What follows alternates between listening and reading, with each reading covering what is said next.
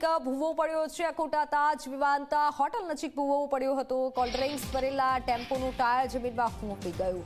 અગાઉ અકોટા ગામથી મુજ મહુડા સુધીના રસ્તામાં 16 જેટલા ભૂવા પડ્યા છે। ભૂવાના સમારકામ પાછળ 5 કરોડના ખર્ચ બાદ પણ સમસ્યા જેવી ને તેવી જ છે। દ્રશ્યો સામે આવી રહ્યા છે કે જેમાં કોલ્ડ ડ્રિંક ભરેલા ટેમ્પોનું ટાયર જમીનમાં ખૂંપી ગયું હતું।